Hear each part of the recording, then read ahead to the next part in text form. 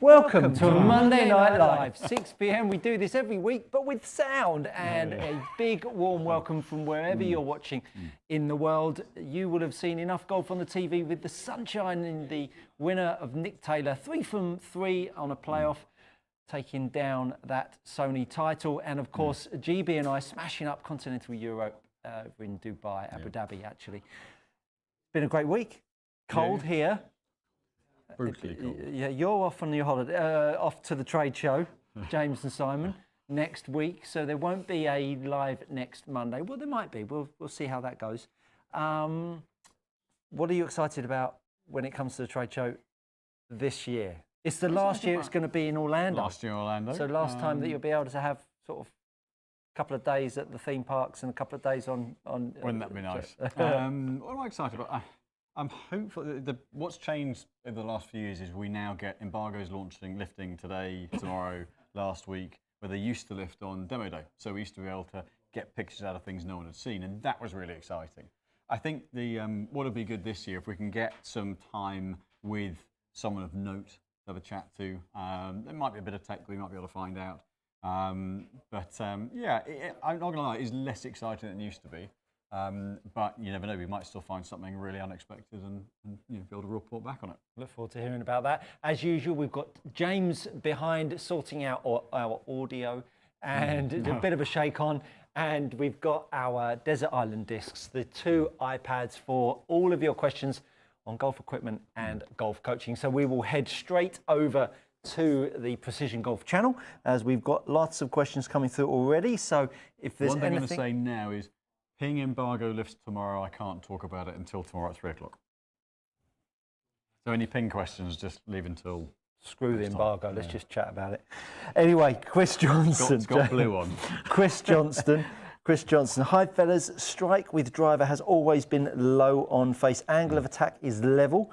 To upward, forward, centre of gravity drivers like the GT3 help me get strike more central as opposed to the GT2 with the weight at the back. Thanks in advance. So what they will help with, they won't necessarily help your strike point, but they should help keep the spin from flaring up a little bit more. So if you're level and you're hitting it low on the face, I mean, the stupidly obvious comment says try a higher tee, but a low forward centre of gravity on the head just means that it's not going to gear as much spin on. So it won't help the strike quality, but should help mitigate some of that backspin.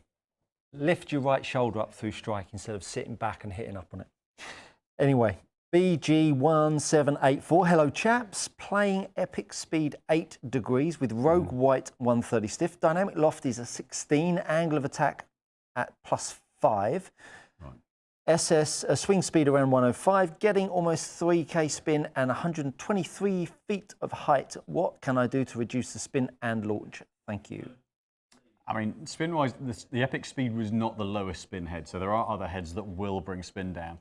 I mean, something like the Triple Diamond AI Smoke, that with the weight forward will bring spin right down without having to really knuckle loft off. So there are head styles that will definitely help, but I'd say it's, head and technique are the 2 key things there.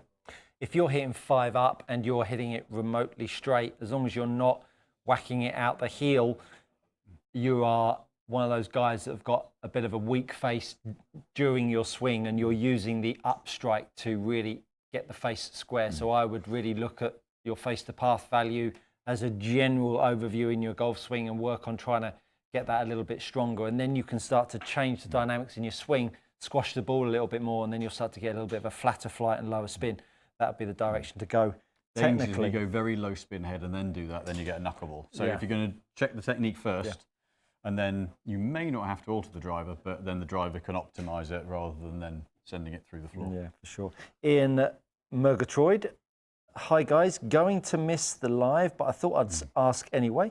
How often do clubs break when adjusting for loft and lie? I hope to get down to see you soon. Good question. Yeah, not very often at all.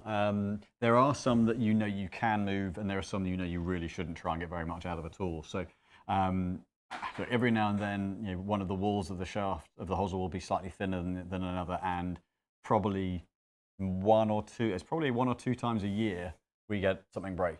But considering how many clubs that we're moving, that's very, very, very low. So absolutely. The Yorkshire Blade. Hi, Simon Stewart. Love the show. Can you hit the S3 against the 241, please? And feedback. I have a test soon with the S3. So S3, our demos are not here yet. The review I did was with the sample that we got given. And whilst the embargo lifted last week, the demo clubs are not out yet. So I haven't got one here to compare against. But as soon as it comes in, let us know or remind us of this. We'll have it by month end. Remind us of this and we'll do that test for you. Connor Knight, hi guys. Firstly, thank you, Simon, for the brilliant fit on Saturday. Can't wait to get hold of the clubs, especially the U505 driving iron. Do you know the release date for the Ping G440 driver? Thank you. Embargo lifts tomorrow, and then we'll get our fitting kit at some point pretty shortly. And then full release is 1st of Feb, I think. I don't know why I've never pulled this table over here and held them up. Is there a reason why I've never done that before? Because this feels much, much more comfortable. Don't know. No. Don't know. Okay, well, that's an age thing. I think that is an age thing. I I think that's an age thing. We do what we do, we don't think about anything else. Exactly. Stu Brister, evening gents, played against this fella who had split his back weight in his TSR3, i.e. 6 grams in the heel and 6 grams in the toe versus single 12 grams. He said Cam Smith did this as well. Thoughts, benefits, negatives? So thoughts are technically you're getting a little bit of a spread of weight, so a little bit of help both heel and toe strike in principle. The danger is making sure you don't make the head weight too heavy. So that would be something where that's I think Cam Smith's frame weight was lighter until he put some slightly heavier weights in, so he's using a bit more back weight. So it's just not throwing the swing weight off. But certainly if you can split them without affecting the balance of the club, then it gives a little bit more heel and toe strike protection. The Yorkshire Blade says that's a new one, pink and green. I like it. It's all right. Yeah. Pink and what is it? Sage. I think. Yeah. Olive. Kevin Phillips, all things equal, how would you compare the ZX i5 to JPX 925 forged? Thank you. Bear in mind, I've only had a very brief test with the forged and a little bit more test with the ZX i5. The forged, from what I could tell, very consistent from a spin point of view, but a little higher spin and not quite so fast off the face of the ZX i5. So the Strixons have always been good at taking spin off, sort of higher launch, stronger spin. But the 925 Forge felt like it was more moderate launch, moderate spin, but with forgiveness rather than necessarily a fast head. Might be wrong, but that was my initial test with it. If you are new to this, we do this every Monday evening, 6 p.m. We even throw in a little live session with some guests. If you didn't catch our Christmas show with Charlie Hull and Todd Clements, do go over and check them out on either channel. And we're going to be running a bit of an audience with in months to come, so stay tuned for that. But give it a like and a share. A share would be fantastic because it would really help us grow the channel. So thanks very much for that. Lisa Cook, good evening. Love the show. Thank you, Lisa.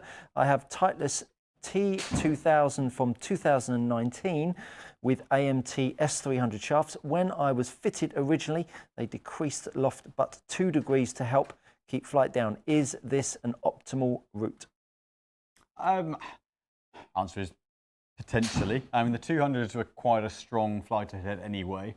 For them to strengthen them 2 degrees means you must have potentially delivered quite a lot of loft. So like, if it gets the launch and the spin in a good window, then it's the right thing to do. Ultimately, they're a good head, pretty forgiving. Weren't the highest launching head as it is. They launch higher now, current models. But yeah, if it provides you optimum numbers, it's the right thing to do, ultimately. I want to say a big shout out to Martin Kelly, a new supporter of my channel. Papa B, hello young men. My 4-iron and 5-iron carry the same distance. My speed for my age doesn't seem bad, 90 miles an hour for 7-iron, that's very good. But once I get past the 6-iron, my contact just feels terrible. Help me, Obi-Wan. I would say, first of all, test by popping your 5-iron and 6-iron on a tee and whipping them off of a tee peg. Nice clean strike off of the tee and make sure that there isn't something underlying with the equipment.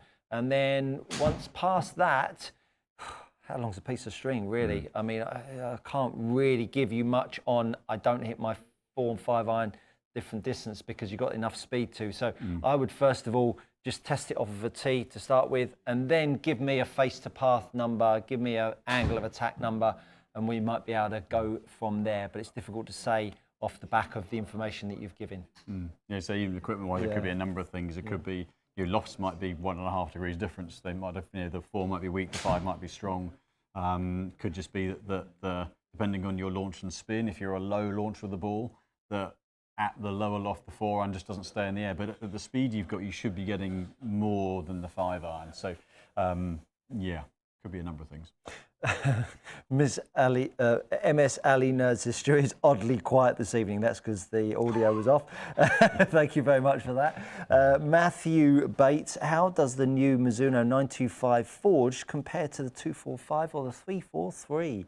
243, 245 or 243? 343 would be a completely new one. More forgiving than 243.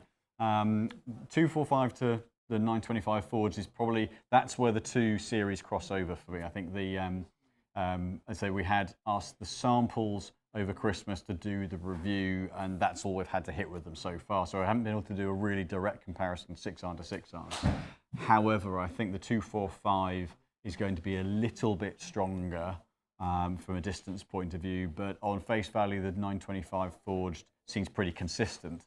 However, I think essentially the 925 Forged is a 925 JPX version of the 245. I think there's a little too much overlap for me between the two series. If I'm Mizuno, I'd simplify it down a little bit, but I think that's one you could play a JPX or an MP version of pretty much the same head. Rishi asks, hi, both played La Paradise yesterday. Would you mind explaining a bit more how, I think he meant shaft weight, but he wrote shat weight. We won't go there with that. We won't go there with that. Yeah, shat weight. Let me tell you, Barney had a lot of shat this morning. Anyway, we don't need to go there with that. Stiffness, etc., can influence the wet. Let me start that again. Would you mind explaining a bit more how shat weight, stiffness, etc., can influence the wedge game, and some general ideas to think about? Big fan of both channels. Okay, so the stiffness is really going to affect your feel and how much responsiveness you want back from the shaft. So if we're isolating stiffness, on its own, very little difference at all to performance. It's going to be whether you like the feel of something a little tighter and crisper, or whether you want something that gives a little bit of lag and a bit of lead lag and a bit of kick. For softer shots, some players like one, some players like the other, and that's just purely a feel thing. In theory, a softer shaft gives you a fraction more spin. It's minuscule, but technically it's a couple of tens of revolutions. Weight is about delivery, consistency, and timing. If you get the right weight of shaft, that allows you just to bottom out, to find the low point consistently in the same spot. So your strike is going to become much more consistent through getting the right weight of shaft. Stiffness is much more about feel. Good answer. Nick K, could you talk to the similarities and differences in the Aqua FX 3.0 200 series and the TZ6 driver shafts? So FX 200 series and the Aqua FX 3.0 200 series, okay, and the TZ6 driver shafts. So the FX 3.0, which is now the GX series, but they were the previous one. They were very, very evenly balanced, and the 200 series sort of mid-launch, so stable-ish for spin, but got a bit of response, a bit of kickback, but very neutrally weighted. The TZ series, the TZ6, I think, wasn't it? That's designed around responsive tip, but then very low spin, so low torque responsive tip, but a structurally a much more stout shaft. So the TZ is generally designed for a more of a hitter and a heavier loader, and so it's more premium grade materials ultimately. And the FX, the 200 in particular, kind of a mid-launch, mid-responsive, still stable for spin, but around someone who wants a more responsive feedback and feel to the shaft. Simon Langford, evening chaps. Simon from Swansea, enjoying the shows and want to ask, can you compare the new QI35 to the QI10, please? If not, the Elite. Thanks very much. We can compare the QI10 and the QI35. I will get the QI10 from the workshop. Oh, lovely stuff, lovely stuff. I will skip over to my channel, Graham Jones. All my clubs are at least 10 years old. My iron shafts are too stiff and heavy. I'm 5 handicap. I always blame the tools, swinging the tool for bad shots. Well, Graham, you know where we are. Get yourself down and we'll get you fitted for some new golf clubs. John Puckett, my favourite show on YouTube, just in front of Simon's Fittings and Good Golf Coaching. Phew, I sit a lowly third. Simon, why do you think a lot of fitters do not seem to value swing weight with fittings? Come in, Simon. So, a lot of fitters don't value swing weight with fittings. For some reason, it's seen as less important. Actually, it's incredibly important, but it actually, I mean, mildly controversial here. It means you've got to know what you're doing, and you've got Don't be mildly and you've got to pay attention to it. You've got to know everything has a knock-on effect. Swing weight isn't something that you would use as the rule. If you're D3 the driver, you're not going to be D3 necessarily the whole way through the set. But if you care about swing weight, that means you care about the timing of the club head through the ball, and you also care about the build. So most fitters don't bother with swing weight because they don't have an influence over the build. And most of them don't actually understand its real function. It's just a number. They think it's a kind of a law of physics, but it's not. It's a reference point for feel, not an actual balance point in the club. Very good. Love that. And I think, you know, blowing one's own trumpet here at PG Precision Golf. When you're fitting a client and someone's building a club and a spec sheet, and you've got the chaps, you know, 12, 15 feet away building the golf club and being able to get it absolutely pinpoint accurate. Yeah,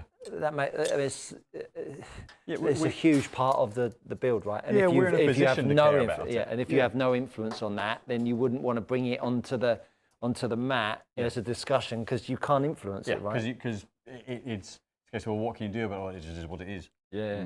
Whereas actually, no, it isn't. It doesn't have to be what it is. It's what's right for the player. You've also got to know what heads can work within certain boundaries, and it's simple, but it's not simple. It's the result of everything else coming together to make it correct: head weight, shaft weight, balance point, length, grip weight. But so everything else creates. If you get everything else right, the swing weight is the result, and therefore that is the right swing weight for someone.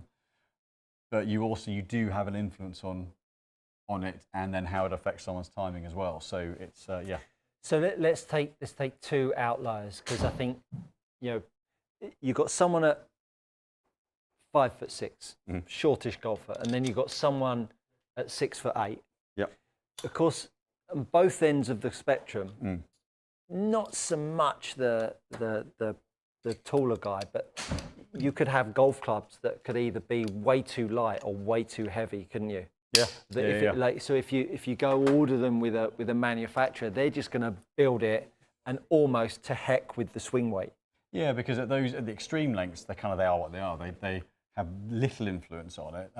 But also, you know, a D2 swing weight at a half-inch shorter than standard swings completely differently than a D2 swing weight an inch longer than standard, because it's a measurement based around a static fulcrum.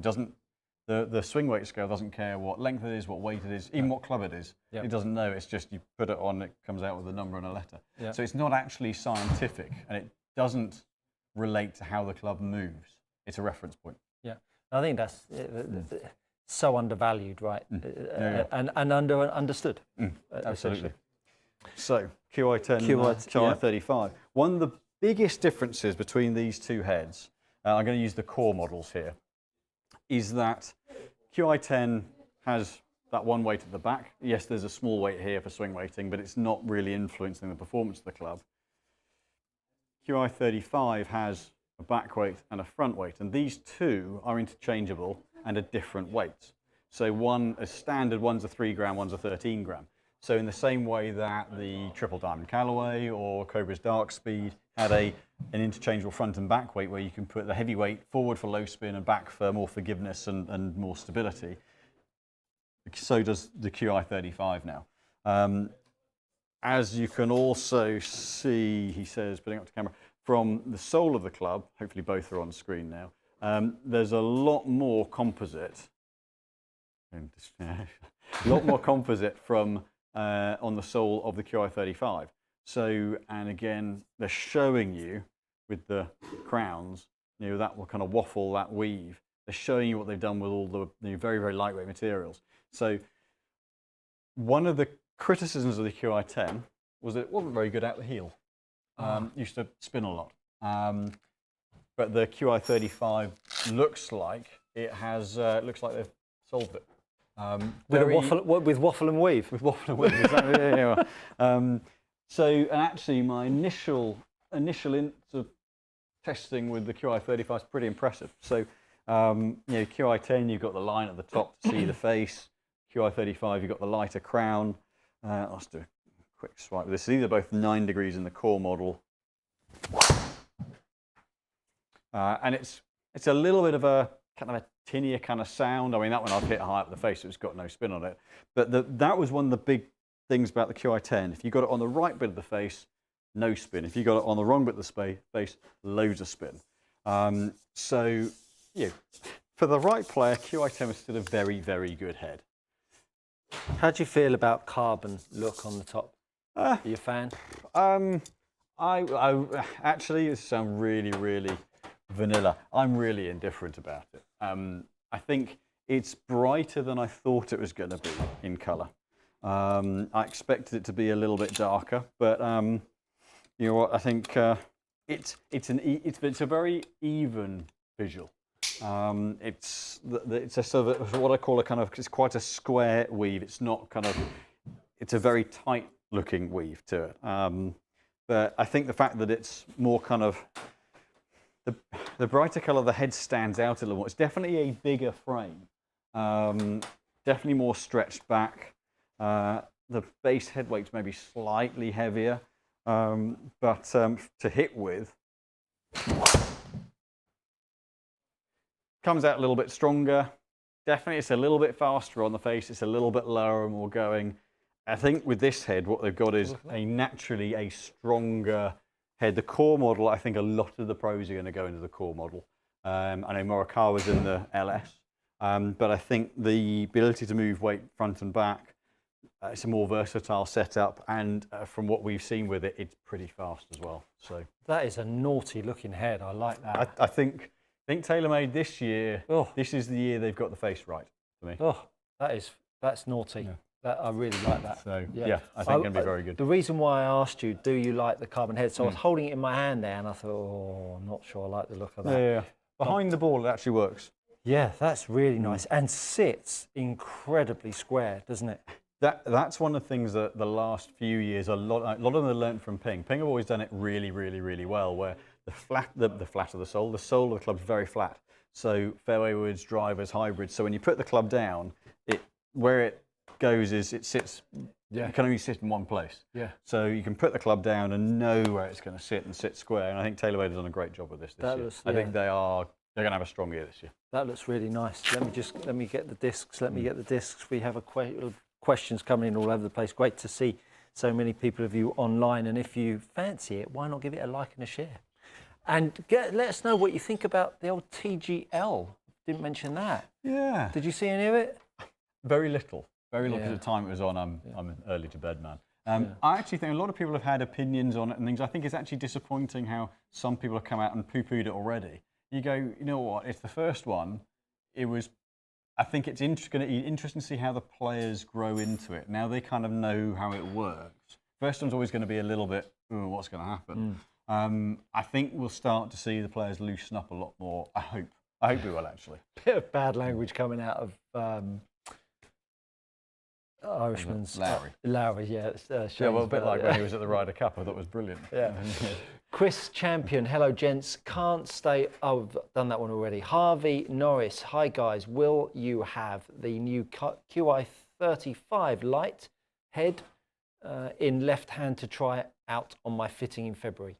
The left-hand stuff always comes through a little bit later on, so fingers crossed. Yes, I mean the heads are fairly strong weights, so but yeah, we do have one on order. It's just a question of when exactly it comes in. But so the left-hand ones, the extra heads that we order on top of the demo pack come in once the product launches. So we always have to wait for some of them to come in. So hopefully it'll be here in time. I haven't asked this question. Chris Champion, hello gents. Can't stay on the live, but I have a question. I play Modus 115 X4 to gap wedge. What would be a good shaft weight for my next longest club 3 hybrid and my 54 and 58 wedges. Many thanks. So wedges, you can continue. The 115s in the X are up around the 120 gram mark, 118, 120. So so actually you could go into, you could go into a Modus 125 wedge shaft, although if you want feel, they're not the softest feeling shaft. So potentially something like, let's think, maybe actually the Modus 130 at a stiff. It sounds brutal, but actually it plays a little bit lighter, more like 125. So that could work well. And the balance point and the base design of the shaft's very similar. Hybrid-wise, if it's a hybrid, that's like an odd comment, and then probably kind of upper 80s around the 90 gram in principle. So 85 to 90 would suit. If it's a kind of hybrid, if it's a driving iron, you might find around 110. That'd be quite good. John Puckett, I watched a fitting done by Avoda Golf, and their philosophy values lie angle as most important. Thoughts? Well, lie angle can't be most important because lie angle is the bit you measure at the end because its position is determined by the components and how the person swings them. So you can use it to fine tune start lines and gear the shot shape a little bit, but you wouldn't set lie angle first and go, right, that's what it is. Because if you change shaft, you change someone's delivery pattern, you might change the lie angle. So you've got to, it's a bit like swing weight, it's resultant on everything else, and then you can use it to slightly influence shot shape. So yeah, interesting that. Brandon says, love watching Stu try and read out all these fancy names of shafts. Thank you, Brandon. I hope you're sweating while you're on the cycle. A quick one. How often should you get your loft lies checked out? Love the show. Keep it up. Now, this is coming from a chap when he comes in for a lesson. He's swinging his 9-iron at somewhere in the region at 102 miles an hour. That's indecent. It is obscene. So for you, probably once a week. Yeah. So if you practice off the hard, these mats are a lot softer, so they don't bounce lie out. Over the winter time, if you practice on a lot of range mats, have kind of that much rubber and a tiny bit of felt on the top. Definitely, once you come out of the winter, definitely get them checked. If you practice on those, so once a year. For most players, you wouldn't need more than twice a year. You might do kind of March once we come off the mats and onto turf, and then you might do back end of the year, sort of October time, just to make sure they haven't moved through the season. But for most players, once a year is generally enough if you're a heavy practicer twice. Harvey Norris, hi guys. Will you have I've asked that already. The left rough, hi Simon. What are the new sole widths like on the new ZX i5 compared to the ZX5s Mark II? The short irons in the ZX5 seem to have wide soles, but do they play slimmer due to the V-sole? The second part of that, yeah, they do a little bit because the back edge cants off a little bit. So they are in the short irons, I believe they're going to be a little bit neater. Mid irons very, very similar, and longer irons. ZX i4s are a little bit neater shape, that's for sure, than they were last year. But yeah, hopefully, I'd have to double check. We generally only see mid irons. I'd have to double check when they come in, but I think they'll be just a hair neater in the ZX i5s. But the sole shape, the V sole, has definitely helped with the interaction. James very kindly reminded me that I missed a question in the audio break. Evening, gents. This is from Noel. Evening, gents. Simon, the video you done the other day about one length irons, what would be your thoughts on cutting the 4 and 5 iron the same length as the 6 iron? Then the rest is a progression. So you would have to use one length heads to do that. It's actually just not, you can do it, you just won't have any feel for the heads. So because on a conventional set of heads, you get about a 7 gram progression head to head. So for the 6 iron is 7 grams heavier than the 5 iron, which is 7 grams heavier than the 4 iron to facilitate the length progression. If you just chop them down, the 4 iron's going to swing weight at about B1. So you just have no feel for it. So you have to use something like of the big brands, someone like Cobra, use a one length for the 4, 5, and 6, and then or 4 and 5. Actually, no, because they're 7 iron. You couldn't actually. You'd have to do it based on a 7 iron because they're 7 iron weight, and they'd be really heavy at 6 iron length. So it's something that is doable and have done it in the past.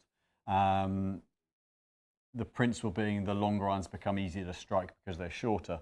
that you do get steeper on them than you would because the shaft length's shorter. You will launch them a little bit lower, and you do lose a little bit of swing speed progression. So it's not for everyone, but it can be done with very limited head options. If you're a regular watcher of the Precision Golf YouTube channel, do give us a heads up on what you would like to see from Simon in the studio. Got loads of content coming your way, but we'd love to hear your thoughts. So give us a heads up on that. And of course, if you want to, on my channel, feel free to do that too. Miss Ali Nerd, been told that I've got a very strong grip and my left hand is fine, but my right hand is very active and closing the face. Tried to correct it, but made it worse. Any tips to quieten the right hand, please? I would check out my grip series on my channel. There is an alarming amount of videos. In fact, I dropped one today on the grip. So please go check that out. And if you've still got the lefts, go check out a video that's called Power at Impact, and that will all talk about the release of the golf club. Head back over to Mr. Titleist, which I think is a fantastic handle name. Evening, gents. Have you hit or seen the new Titleist GT Hybrid yet? Any thoughts as I'm looking to upgrade my TSI 2 Hybrid when it's released? Thank you. So Titleist have been around and shown us the imagery of it. There weren't any samples to show us. We are seeing them in a couple of weeks' time. I think it's beginning of February. I'm not exactly sure what the embargo date is on them, but we will be seeing them. I think it's Thursday the 1st of Feb, something like that.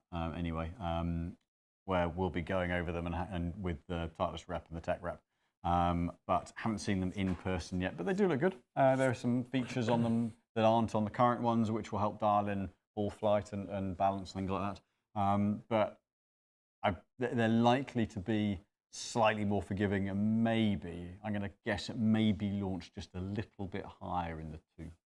Yeah, like it. That's my guess anyway. TYB, if I increase the Yorkshire blade, if I increase shaft length by ½ inch, what would be the club speed increase? What would the club speed increase swing weight be equal? If I increase, I wish people would put in commas and full stops. If I increase shaft length by ½ inch, what would be the club speed increase swing weight be equal? Swing weight be equal. Swing weight wouldn't be equal. It would go up about 3 points. If you could keep the swing weight equal, then you're looking at about 2 to 3 miles. Generally speaking, so ½ inch would be the equivalent of going from a 6-iron to a 5-iron. If loft stays the same, you won't get the 5 mile-an-hour ball speed gain. So you're probably looking at around 2 to 3 mile-an-hour club speed gain. But then if it's not a lighter head, you won't get that either. So you're probably looking at about a 1.5 to 2 miles-an-hour club speed gain, I reckon. Very good. I mean, give a fellow a break. I'm trying to read 2 channels here, and you're not throwing in commas. I'm joking. The left rough. The left rough for the crack. Could you hit the Modus 120 stiff and see, does it deliver, for the crack, could you hit Modus 120 stiff and see, does his delivery go wonky, or if it's just feel coming from a stiff handle Project X? I'm just going to read them out now. I'm just going to. If am I comparing this to something, or just hitting the Modus 120, or is he talking about someone else? No. So the left rough says for the crack, could you hit the Modus 120? Right. Yeah. Yeah. I think maybe they've had a Project X 6.0. Got it. Now the new Callaway Elite, it's spelt ELYTE. Yes. Based on Eli Callaway. Correct. So why is it not pronounced the Elite? Just saying.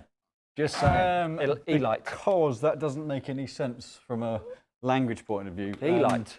But if you're going it on an Eli, I totally understand. I think we should all start calling it the Elite. Elite. James and I are at the trade show next week. Go to the Callaway booth and go, "How's your Elite?" What, sir? I bet they know that it would be. That's what they're supposed to be called. They definitely had that in the boardroom and gone, let's call it the Elite. Nobody's going to know that.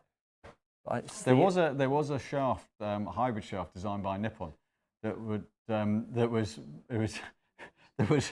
called the Rizzy, but it was spelled R-I-Z-Y. And in the UK they said you can't call it that. So why is that? Because it says Ritzy. I spent a lot of time in a club called Ritzy. Saturday night, Kingston, bosh, have it. Young man's a different part of London than that. But young man's so I'm just hitting this to see what happens. So yeah. Project X60, if that's what you've come from, is about 10 grams lighter than this. So, but if I play Modus 120, so for me it just allows, the bottom end's a little heavier than what I play, but I can just stand and hit through. So what that does prove is that me being able to hit it is completely irrelevant to you being able to hit it, I would imagine. So, but in terms of for me to hit it, yeah, I can just hit that. Make it work. Yeah. Like we said the other day, good player in a club in their hands, within a swing or two, they can make it work. Doesn't mean to say that you can make heavier in the head work more easily than too light. Yeah. So where that is heavier than what I use, but I can kind of fetch it and make it work. Whereas if I go too light, I really struggle. I have to back off it. Richard Skinner, can you do a driver comparison between the Titleist GT3, Callaway Elite, and the TM QI35? So the Callaway head and shaft setup for your specification. On the demos are imminent. Our pack has not been delivered yet, so I can't compare that yet. Even though the embargo is lifted, that doesn't mean all the demo packs are out on that day. I can compare a GT3 and a QI35. Yeah. Key 35. Anon says, referring to the QI35 that we just had better looking club A, nice finish. I agree, absolutely. Yeah. Beauty in the eye of the beholder, absolutely. My mum said that to me all of the time. Doug, hi guys, Stealth Stew and Fancy Dress Simon tonight. I think that's a little harsh, Doug. Well, you were in black last week. Yeah, I know. Well, it's slimming and I've eaten too many mince pies over Christmas. Stu, you've seen my swing on Skillist. A lesson with you first or club fit with Simon first? No sitting on the fence. I'll definitely go club fitting with Simon first with the way you swing the golf club. Anon, it's a way to get to know the pros. Can't be bad for the game. Oh, that he's TGL. Referring to TGL.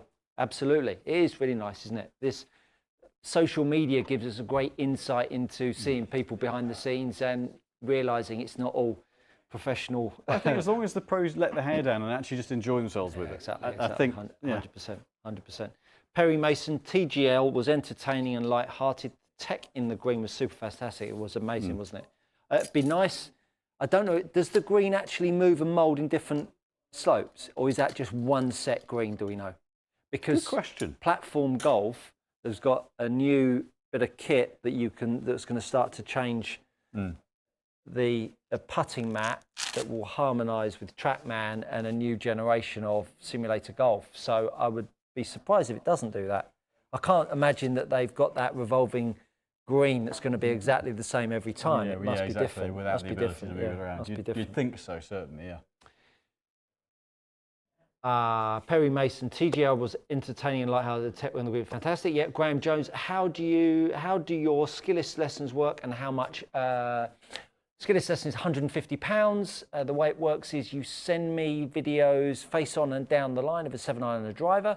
I will then give you a swing analysis, about 5-8 minutes long. Then I'll send you some bespoke drills, between 3 and 4, 5 different drills. I will then request you to send me you doing those drills so that I can make sure that you're doing the drills as prescribed before you go away and practice. Then you'll go away and practice for a week, 10 days, get 400 or 500 balls under your belt. Then I'll ask you to send me more videos back. I will then critique those videos, and then that'll be the end of the session, and it'll include a 10-minute Zoom call as well. So it's not just a video and then I send you some info back. It is actually really quite interactive, and it really gives you a best way to reach my coaching and get your golf in a better shape than it started with, hopefully. So that's the format and the profile.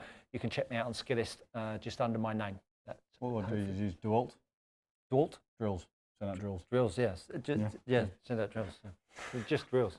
Oh, drills, DeWalt. Yeah, sorry, got it. So got it. Yeah. I'll tell the jokes. Anyway. GT3. GT3. So this is the GT3, and I'm it's going to do 9 degree and 9 degree. Got it. And then my shaft, or the one that I This is so these are two are set up for you. essentially, yeah. Yeah. So maybe a little lower on the face, but the GT, I mean, it works pretty well. Fairly low on spin, maybe get a little bit toe side. Quite low on spin, I'll hit one more on those. I found, so I'm in TSR3, and I found GT3 brought the flight down a little bit, where I'm using an 8 degree TSR3. If I were to switch, it would be a 9 degree in the GT. I'll give that one more. That's a better flight. So yeah, pretty solid overall. Not the most forgiving head in the world, but pretty stable, low spin. That was a nice shot. Oh, it works. It's better than I expected. That was very nice. Should eat and drink too much and do no exercise a bit more. Yeah. Roll on the good times. But yeah, quite a compact head style for sure. If you're someone who likes to see or feels a bit of a comfort blanket and having a bit of scale to the head, then the Titleist might look a little less friendly than some. This, certainly the footprint of this head is quite a lot bigger. Switch that over. And so the bit that you do have an influence on with the TaylorMade is, yes, you can change the weight in the Titleist, which changes the overall, but if it doesn't change, you can't move it from front to back. So you can change the front weight, which technically the heavier you make it, makes it lower spin, but you're not removing weight from the back like you are with the TaylorMade. So, who just commented on the? So Noel, hopefully you got the answer, your question answered, and we've got Andrew Evans saying about the show, the trade show last year in Orlando. Where's it going to be? Frisco in Texas, which is where the headquarters of the PGA of America is, which is why it's going there. So actually the ladies are playing one of their majors at Fields Ranch, which is at Frisco. So we know there's one good golf course there. Yeah. And literally right there is where the headquarters of the PGA is. So it'll be interesting to see whether there's a format change or whether it's just a pick it up and move it somewhere else. I'd imagine the conference hall is less dear in Frisco than Yeah, Orlando. I would think so. I think I might come to that one next year. Yeah.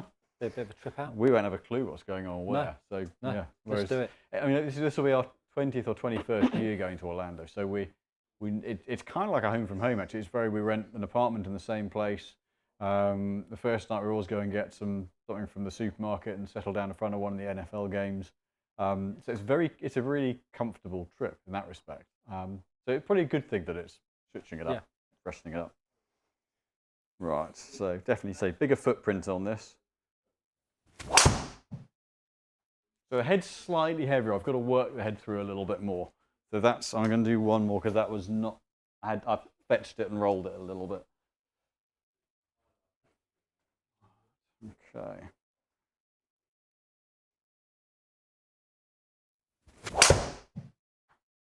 A little bit of a stronger launch angle, maybe a little bit stronger launch out of it. Yeah. So actually quite stable. I mean, the first hit I towed a little bit, so it got a little low spin. Quite stable on spin, actually. A little lower launch.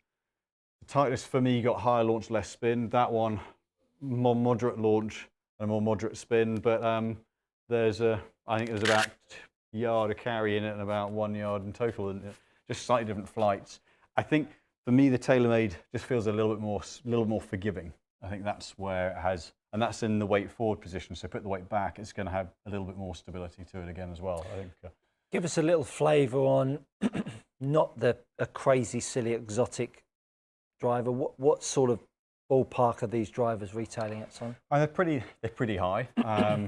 Where with an aftermarket shaft, the TaylorMade will be dearer because structure-wise, we can get a different pricing on Titleist to TaylorMade depending on what we're getting with its head shaft, stock option. There is none of that with TaylorMade, so they will be dearer. They're both, as an off-the-rack, are over £500. So golf's got pretty dear of late. So you can find yourself very quickly up at £700, £800 with a non-standard shaft in. Yeah. But the TaylorMades will ramp up quicker because there's no structure that allows us to mitigate some of that cost if we don't need the shaft. Got it. Good insights. Ian Linfoot, does TrackMan have a measure similar to closure rate on GC Quad? If so, do you use it at all in shaft fitting? Thanks.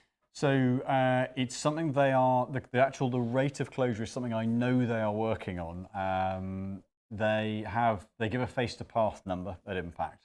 And so that's something that we'd use. I mean, you can, based on how someone moves the club and then the data, the path and face angle, angle of attack, back up that pattern of movement. So it's essentially it's path line and start line, and then the differential between the two is a key thing. But actually, rate of closure is something that the GC, because they've got the dots on the face, they have been able to measure. It's not something TrackMan have measured, but I know they're working on it, and that shouldn't be too far away.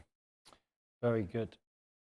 Tony, by the way, evening gents. Simon, loving my clubs after the recent sand wedge changes. Strike and dispersion is great, but noticed spin and spin is a little low. Pro V1 user. Would a different ball give a noticeable improvement? The answer is yes. I mean, you get some big differences in spin. However, the launch of the new Titleist ball that's coming there is going to be, from as I understand, the change is going to be in the mid irons in particular. They are looking to increase the spin a little bit, particularly Pro V1. But you could go to Pro V1 and Pro V1 X, you could get about 400 revs more spin, a little bit more launch. If you go to something like a Strixon Z-Star Diamond, you can get 600 or 700 revs more spin on the irons. There's a really significant shift there. So there are definitely balls out there that will lift the spin up for certain. TaylorMade TP5, that'll spin a little bit more than the Pro V1 as well. Sneaky shots. Hi guys. What would generally be the Yeah, it is, isn't it? Generally, what is the adverse effect of having an iron shaft either too long or too short? We've got 11 minutes left. We try to get through as many of these questions as we can. If you've got one burning a hole in your pocket, get it out to us as soon as you can. So too short is mainly, it might be balance of the club, you might lose feel of the head, but it's generally posturally. In the shorter irons and the wedges, you end up having to kind of sit down, get down into it. You're normally going to find to get a full swing, you stand up out of it, and then you've got to go down to get it. Too long ball striking. Either swing rate's going to get heavy, or you're going to struggle to get consistency on ball striking because it's unwieldy. Robin Morton. Good question. Go on, Stuart. You want to hit the I-35. I do, but I am not going to fire up the band this evening. We'll save that for another evening. Matt M. Simon, out of all of the 2025 releases, this is a good question. Which ones do you think will be the standout choice for this year? I mean, you said about the TaylorMade just a second ago. I think the TaylorMade with the fairway, the fact the core model's got the adjustability on it, I think it's a strong hitting head. I think that's going to do very well. Let me see. Be interesting to see. We've had the guys who hit the ping fairways. There's mixed reviews about whether the deeper head is something they like or not, but ultimately performance will out. I think the Callaway fairways are going to do well again this year, and their hybrids actually you can get one that spins, which is no bad thing. Standouts this year. So I don't think there's any other main launch. There's an updated T790 coming. That's always going to be strong. I think wood-wise, I think TaylorMade are very good. I think Wilson will do well with the woods this year. Yeah, it's all proportionate, but I think they're nice, and we're looking forward to getting those in hopefully quite soon. But I think they could surprise a few people actually. Yeah. TYB, TGL, the green moves every hole. So as we suspected, I thought he was just going to deal in letters. Yeah, yeah. TYB, TGL. Perry Mason. THL was multiple jacks underneath the green to make the green resemble whichever hole they were playing. Yeah. So the platform golf are coming out with exactly that same technology, but more in a mobile sense or home fitting sense. And the only trouble with the lessons is Stu is too good, so he'll probably fix everything in one lesson, more than likely. Doug, the green is on hydraulics and they can change it for every hole. Absolutely, everyone is up on this side. Well, they've had an extra year or so to do it because the roof literally fell in last year, which is probably no bad thing because it's given a chance to really kind of fine tune it. Yeah, get some momentum as well. Matt M. Simon, out of, no, done that. John Kelly, how was the speed on the new Strixon ZXi LS head? Not bad, not bad. I think it's interesting to see Hideki stayed in the ZX5 LS from last year in his ridiculous win. So again, it'll be something we'll be looking to get a bit more of a direct comparison. We only have them for a very brief period to do our reviews, and once we get the kind of the demo ones, our proper demo ones in, we'll be doing direct comparisons. But I think it's one of those questions of, do they sacrifice a little bit of speed for a bit more stability of spin and forgiveness? Some have gone down that route. It's always that balance up. Do you go extreme, and then it's really hot and really fast, but it's volatile, or do you rein it back a bit and get it a little bit more rounded? I think they may have gone the latter, in my opinion, this year. John Kelly, the green moves, lads. Thank you, John. Richard Skinner, hi Simon. Are Callaway offering Artera shafts as a reasonably priced upgrade option in the UK? Do you carry the Artera range? We Thoughts? will be carrying them. They've got pushed back a little bit. I'll actually be spending a bit of time with Chris from Artera next week. Thoughts? They seem, from my initial testing, they seem very, very impressive. They are partnering with Callaway to drive a little bit of kind of tour usage. So they are a very, very good value option through Callaway as an upcharge. We'll be able to test them, and we'll be able to get them by Callaway as well as an upcharge option, not as an individual shaft. But I'm really interested to do a bit more extensive testing with it when it comes in, because I quite fancy one myself. Yeah, nice.